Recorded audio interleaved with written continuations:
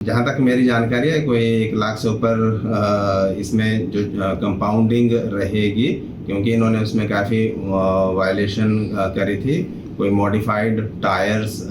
उसमें लगाए, बाकी चीज़ों को उसमें बदला था। किसी भी गाड़ी में अगर जो अथॉराइज्ड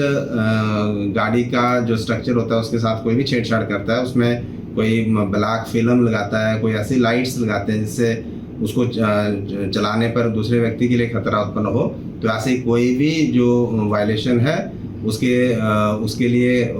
किसी भी गाड़ी का चालान किया जा सकता है। और हमारी खास नज़र ऐसे लोगों के ऊपर रहेगी, ऐसे व्हीकल के ऊपर रहेगी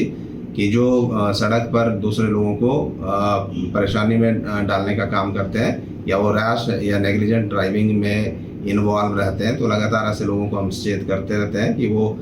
गाड़ियों का अगर इस्तेमाल कर रहे हैं तो जो मोटर व्हीकल एक्ट है उसकी वो वायलेशन ना करें, और गाड़ियों को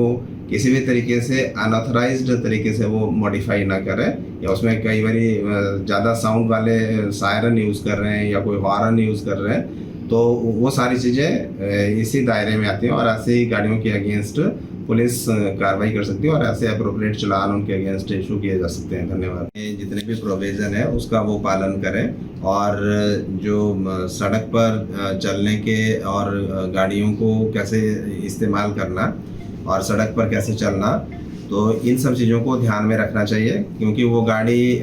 थी जिसमें अनऑथराइज तरीके से उसको मॉडिफाई किया था, उसमें टायर्स या कुछ और चीज़ें ऐड करी थी जिससे वो रोड पर चलाने के लिए मतलब कि दूसरों को खतरा पैदा कर सकती थी। तो पुलिस ने उसमें कार्रवाई करी है, और जो भी उसका वायलेशन थी उसके अंतर्गत जो भी चालान बनता था उस गाड़ी के अगेंस्ट वो इशू किया है। तो हम फिर आम जनता से अपील करते हैं कि जब भी व्हीकल वो रोड पर चलाते हैं तो जो सड़क सुरक्षा नियम है और मोटर व्हीकल एक्ट के जो प्रावधान है उनका वो पालन करें। और इसके साथ ही मैं अपने, जहाँ तक मेरी जानकारी है कोई 1 लाख से ऊपर इसमें जो कंपाउंडिंग रहेगी, क्योंकि इन्होंने उसमें काफ़ी वायलेशन करी थी। कोई मॉडिफाइड टायर्स उसमें लगाए, बाकी चीज़ों को उसमें बदला था। किसी भी गाड़ी में अगर जो अथॉराइज्ड गाड़ी का जो स्ट्रक्चर होता है उसके साथ कोई भी छेड़छाड़ करता है, उसमें कोई ब्लैक फिल्म लगाता है, कोई ऐसी लाइट्स लगाते हैं जिससे उसको चलाने पर दूसरे व्यक्ति के लिए खतरा उत्पन्न हो, तो ऐसी कोई भी जो वायलेशन है उसके लिए किसी भी गाड़ी का चालान किया जा सकता है। और हमारी खास नज़र ऐसे लोगों के ऊपर रहेगी, ऐसे व्हीकल के ऊपर रहेगी कि जो सड़क पर दूसरे लोगों को परेशानी में डालने का काम करते हैं, या वो रैश या नेग्लिजेंट ड्राइविंग में इन्वॉल्व रहते हैं। तो लगातार ऐसे लोगों को हम सचेत करते रहते हैं कि वो